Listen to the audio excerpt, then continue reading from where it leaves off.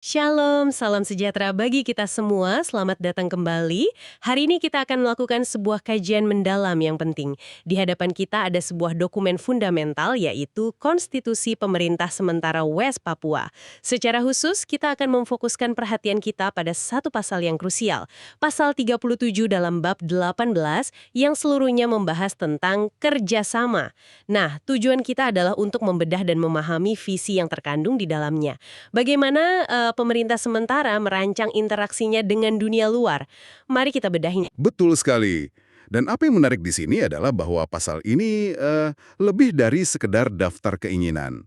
Ini sebuah kerangka strategis yang sangat terstruktur. Ini menunjukkan sebuah cetak biru tentang bagaimana sebuah pemerintahan berencana membangun hubungan diplomatik, ekonomi, dan bahkan budaya di panggung global. Jadi, pertanyaannya bukan hanya tentang dengan siapa, tapi juga bagaimana kerjasama itu akan dijalankan. Mari kita mulai dari dasarnya ya. Ayat 1.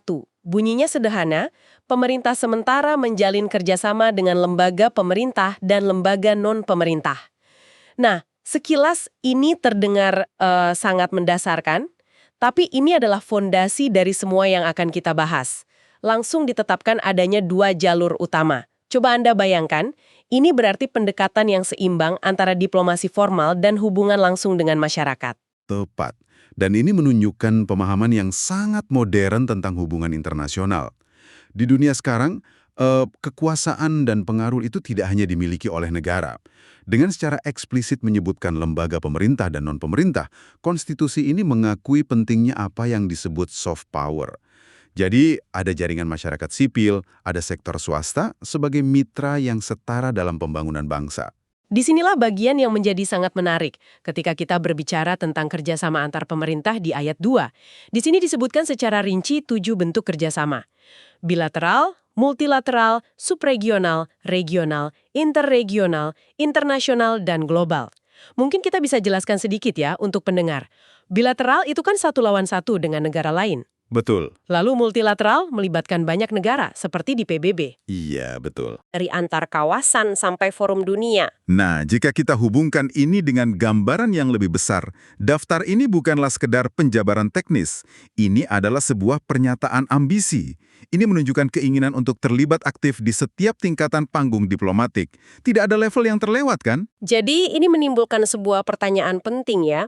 Strategi apa yang sebenarnya ingin disampaikan dengan pendekatan berlapis seperti ini? Nah, ini mengisyaratkan sebuah kebijakan luar negeri yang proaktif dan multidimensional.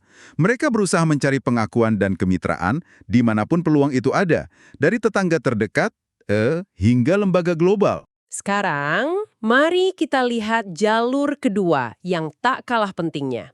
Kerjasama dengan lembaga non-pemerintah di ayat 3. Di sini ada 5 bidang yang disebutkan. Pertama, perdagangan dan investasi. Ini tentu pilar ekonomi ya, fokusnya pada kesejahteraan. Betul. Lalu yang kedua, riset dan teknologi. Ini menunjukkan fokus pada masa depan, pada inovasi dan pengetahuan. Ya. Ketiga, kebudayaan dan olahraga. Ini cara membangun jembatan antar manusia melalui diplomasi budaya. Iya, ini menarik sekali. Kemudian keempat, keagamaan. Sebuah pengakuan atas peran komunitas dan dialog berbasis keyakinan. Dan yang terakhir, advokasi. Ini sangat spesifik, menyoroti pentingnya kerjasama dengan kelompok yang mendukung perjuangan hak asasi manusia. Kelima pilar ini menunjukkan sebuah visi yang holistik dalam membangun bangsa. Jadi, ini bukan hanya tentang politik. Ini tentang menciptakan masyarakat yang sejahtera, modern, dan berbudaya. Dan penyebutan advokasi secara khusus itu sangat signifikan. Ini adalah pengakuan yang sadar dan strategis akan pentingnya jaringan solidaritas internasional. Pendekatan yang sangat pragmatis ya. Sangat pragmatis. Sebagai penutup pasal ini, ayat 4 menyatakan bahwa hal-hal lain menyangkut kerjasama diatur lebih lanjut dalam undang-undang. Jadi apa artinya ini semua? Artinya konstitusi ini menyediakan kerangka besarnya, prinsip-prinsip utamanya, tapi detail teknisnya akan diatur dalam produk hukum yang lebih fleksibel. Nah, ini adalah elemen desain konstitusional yang sangat cerdas. Ini memberikan visi yang jelas di 3 ayat pertama, sekaligus memberikan ruang bagi pemerintahan di masa depan untuk beradaptasi. Dunia kan selalu berubah. Tentu. Dan perjanjian kerjasama memerlukan aturan yang bisa disesuaikan. Dengan menyerahkan detailnya kepada undang-undang, konstitusi ini memastikan kerangka dasarnya tetap kokoh, sementara implementasinya bisa tetap relevan.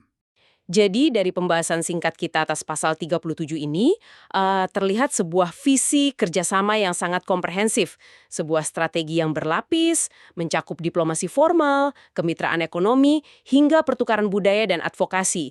Ini sebuah cetak biru yang jelas. Tepat. Ini adalah cetak biru tentang bagaimana pemerintah sementara West Papua bercita-cita untuk berinteraksi dengan komunitas global. Nah, ini membawa kita pada satu pertanyaan penutup yang penting untuk Anda renungkan. Dengan kerangka kerja yang begitu rinci dan ambisius ini, dari kerjasama bilateral hingga advokasi global, kemitraan tunggal manakah, baik dengan pemerintah atau non-pemerintah, yang menurut Anda paling krusial untuk dibangun pertama kali? Kemitraan mana yang akan menjadi batu penjuru untuk mewujudkan semua visi lain yang tertulis di sini? Tuhan memberkati West Papua, Papua Merdeka.